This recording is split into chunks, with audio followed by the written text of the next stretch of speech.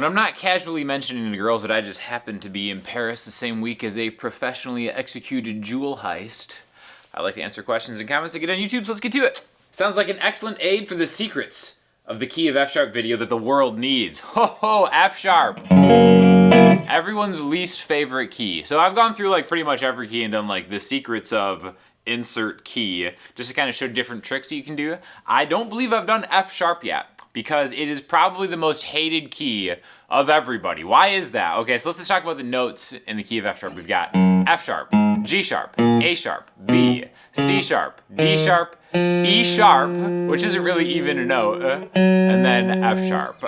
Real quick, just to talk about an E sharp. An E sharp is actually an F, right? E doesn't have a sharp. Well, if you're like notating this, diatonically, every letter needs a space. So F sharp already has a space in the F spot, so E sharp would be how you... Whatever, who cares about that? Basically, everything is sharp except for B, right? Now, what's actually cool about that, and why this is actually one of my favorite keys, aside from my voice just sitting kind of well in this key, is you can use that one note, B. Again, the way a guitar is tuned naturally, E, A, D, G, B, E. The only open string that helps us here is a B, right? So now what's cool about that actually is I like putting a B on top of every single chord in this key. So for instance, if you go through the chords in this key, we've got F sharp, major, right? Now, if you see how I just played that right there, I'm just playing this with the B string open, okay? So I would actually be adding a B note to this chord. And I think it kind of adds like a cool like texture on top, right? Like an openness. It almost sounds like an open tuning, really, when you play it like this. Now you can do this with every single chord in the key, right? Now let's run through them mostly as like seventh chords, right? So even if we have like a F sharp major 7, it would look like this. Or like a true major 7 where it's 2 on the B string.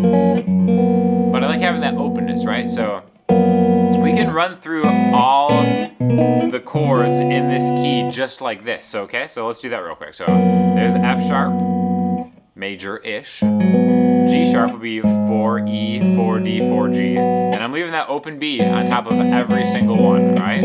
So there's a 2 chord, 3 chord, looks like this, 6th fret. Here's the 4 chord, B, which would be 7, skip the A string, 8, 8, open B.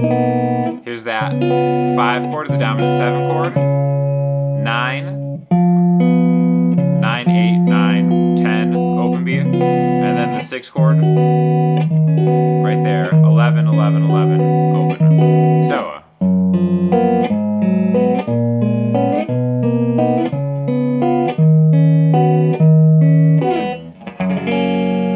okay, so there's really like a lot of... This is a very unique key for guitar specifically, right? Not that there haven't been like a ton of songs that are in the key of F sharp. All Star by Smash Mouth. Smash Mouth? Smash Mouth being one of them. I can't even say the name of that song without just like kind of like laughing for whatever reason. The ultimate meme song, right?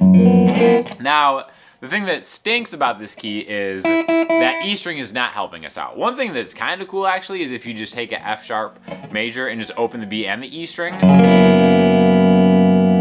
you get a cool kind of dissonance. Doesn't really work for all the other chords though, right? I hate that. I hate that, alright? But for the F sharp specifically, it's kind of cool. Now, one thing that is really interesting, this is getting wild. Let's mess around with that high E string, right? What we can do is do an alternate tuning. Let's take this E, and let's tune it down to a D sharp, or E flat, right? Now, this note is also in the key of that, right? So now if I do the same thing, now I'm actually getting like some really cool sounds that is so difficult to get in any other key, right? Because I've got E, A, D, G, B, and then D sharp. Check it out, if I just play the open string set, you know you're in for a good time with that, right? So now if I have the 1 chord here, 2, 3, 4, 5, 6, Okay, so again, just by tuning this down a half step, you really unlock some super cool chords.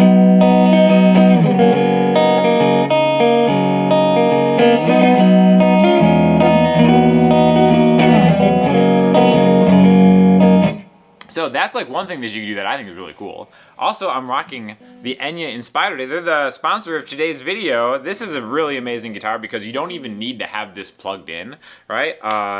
There's a speaker built into this, and you can actually hold this button and activate the built-in effects, which is something you can use actually through an amp, as I have right now, or as I'm about to demonstrate when you unplug it. Like if you want some like distortion, you can actually just have that built in.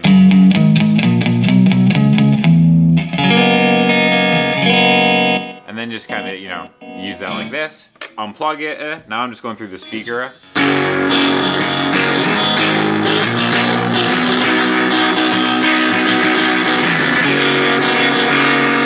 then I can bank through different effects just with the button, alright?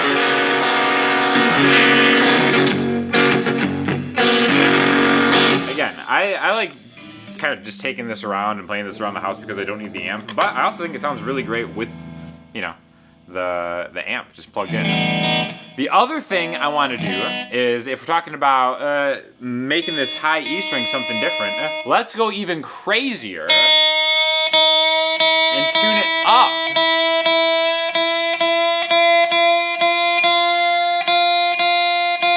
So now I've got an F on the top, right? So, or an E sharp if we want to think about it that way. Now,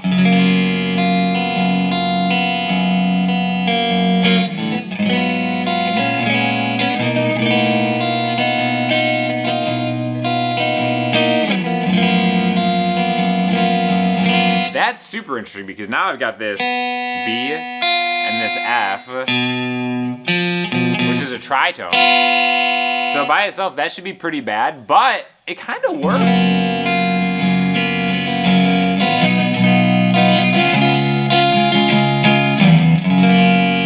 Again, I think the best way to kind of maybe test out alternate tuning is just seeing how the 1, 4, and 5 works in any key. So that would be F sharp, major-ish, B, C sharp.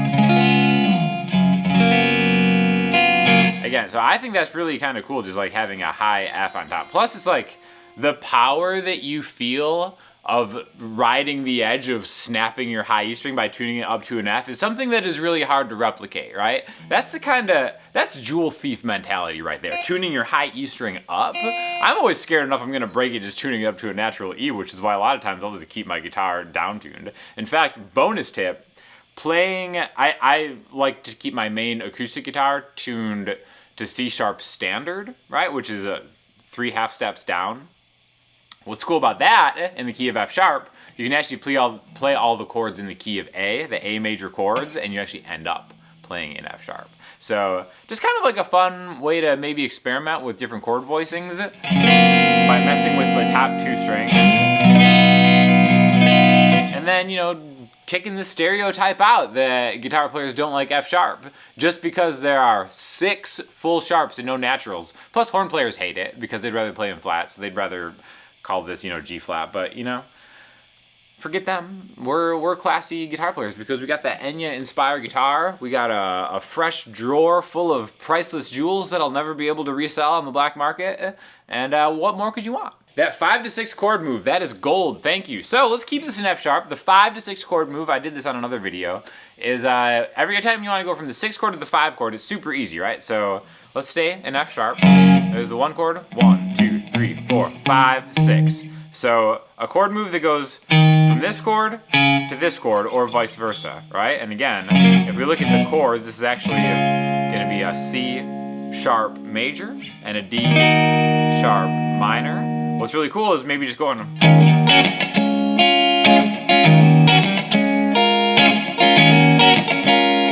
which is much easier than, all I do here is, right, here's my minor chord. I'm gonna hammer on, and again, I'm just barring the 6th fret, and then getting 6 to 8 on the D string, and 6 to 7 on the B string. And then I'm just getting an A major shape on what is right there. So easy 6, 5. 1, 4, 6, 5. 1, 4, 6, 5. Or 1, 4, 6, 5. So really being able to understand the difference between the bottom part of this is a major chord that you can pair with minor chords in the key, or just going from major to minor, just like that, is so much easier, and I don't know, will free up your hand for more acrobatics. Sir, a dread should have a full area tap to be a dread. Cutaways are for people who can't use their hands. Weird Salty Blues comment of the week. Cutaway is for people who can't use their hands. Like guitar players?